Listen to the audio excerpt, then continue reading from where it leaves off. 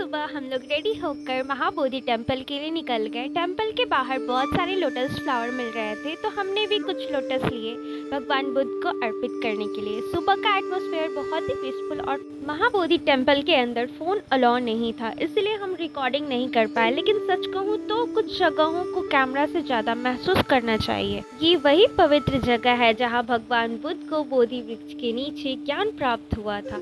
इसी जगह ध्यान करते हुए उन्हें एनलाइटमेंट मिली और सिद्धार्थ गौतम भगवान बुद्ध के नाम से जाने गए।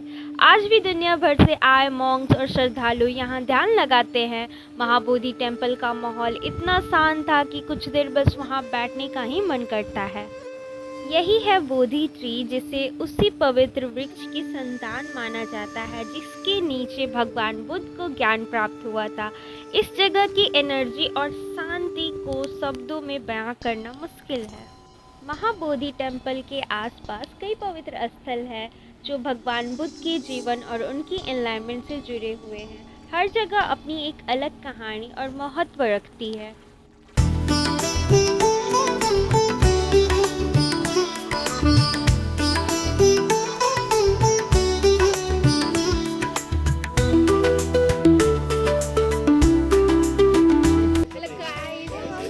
आ चुके हैं और आज डे 2 है और हम सभी बहुत ज़्यादा थक चुके हैं, लेकिन हमारा उत्साह अभी भी वैसा ही है।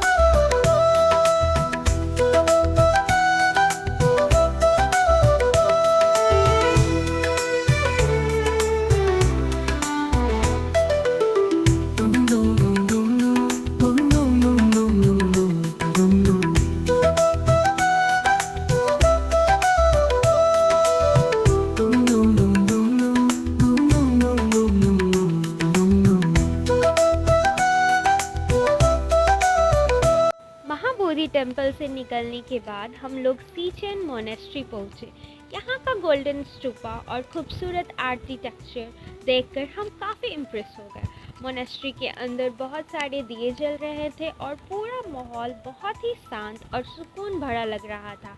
हमने यहाँ काफ़ी फ़ोटोज़ क्लिक किए और कुछ देर इस जगह को एंजॉय किया।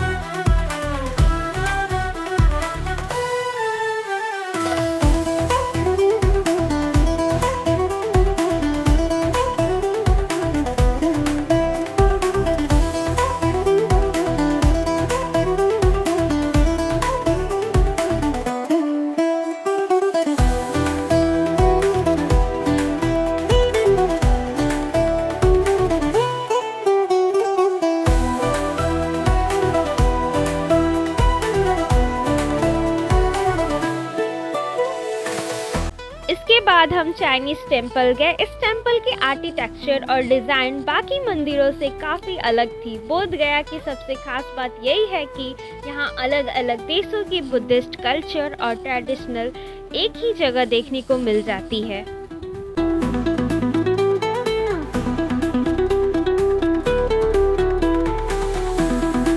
फिर हम लोग मेटा बुद्धा टेम्पल पहुंचे, जिसे कई लोग सिल्वर टेम्पल के नाम से भी जानते हैं।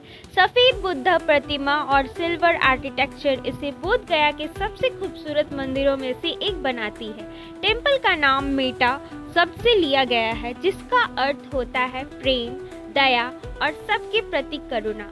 यहाँ आकर सच में बहुत सुकून महसूस हुआ।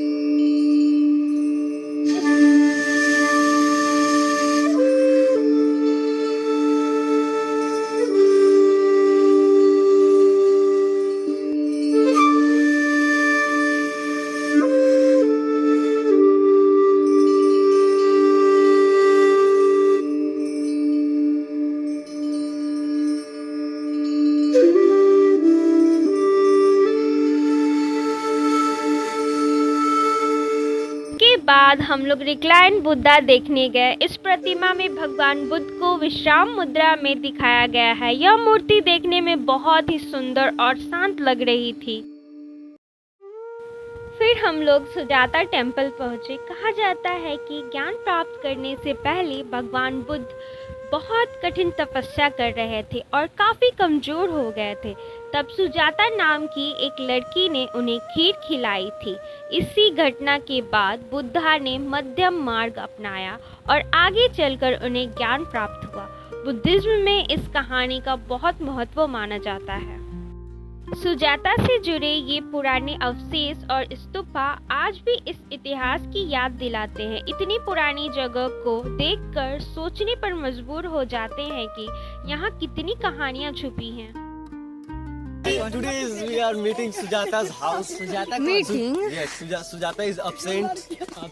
सुजाता है कौन? सुजाता कौन है? is a woman who is dead. Sujata is a बेइज्जती हो जाएगा, मत बोलो।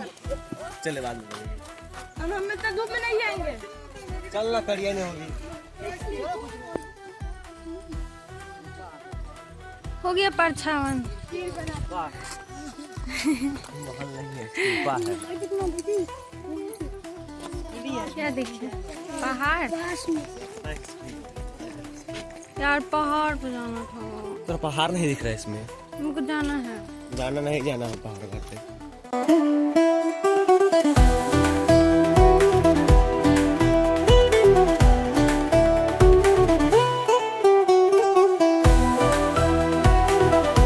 इसके बाद हम बोध गया म्यूजियम गए। यहाँ बुद्धा काल और बुद्धिज्म से जुड़ी कई पुरानी मूर्तियाँ और ऐतिहासिक वस्तुओं को संभाल कर रखा गया है।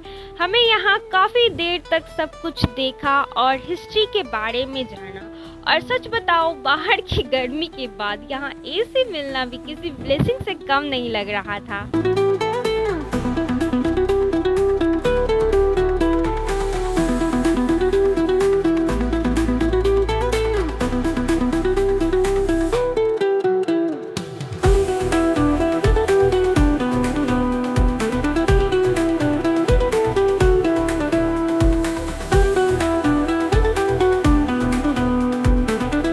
होटल से चेकआउट करने के बाद हम गया जी की तरफ निकल गए और सबसे पहले मंगला गौरी टेम्पल पहुंचे। यह भारत के 51 शक्ति पीठों में से एक माना जाता है और मां सती को समर्पित है। इस मंदिर का धार्मिक महत्व बहुत ज़्यादा है और यहाँ हर साल हजारों श्रद्धालु दर्शन के लिए आते हैं। लाइन लगा हुआ है, हम लोग मंगला देवी के मंदिर आए।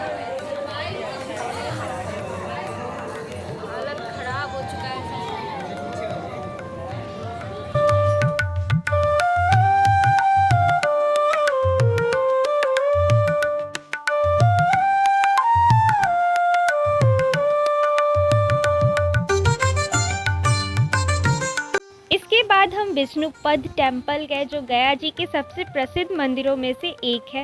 मान्यता है कि यहीं भगवान विष्णु के चरण चिन्ह स्थित है। इसी वजह से यह मंदिर हिंदू धर्म में बहुत पवित्र माना जाता है और हर साल लाखों श्रद्धालु यहाँ दर्शन के लिए आते हैं। मंदिर के दर्शन के बाद हम फाल्गु रिवर के किनारे गए।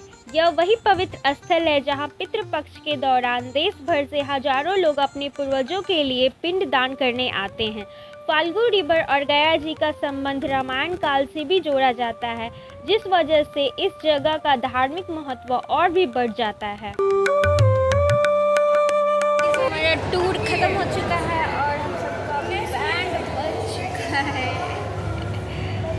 हर लोग का हालत खराब हो गया है, काफ़ी ज़्यादा पैर दर्द कर रहा है सबका।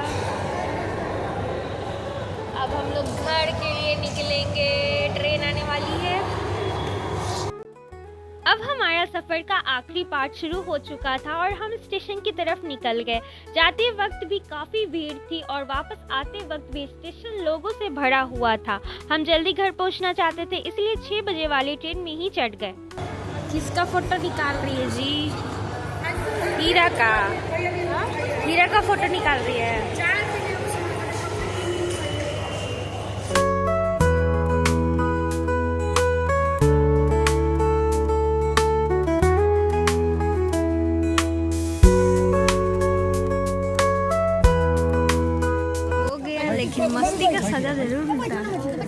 हम दिखाते हैं हम लोग कैसे जा रहे हैं घर, हालत खराब है।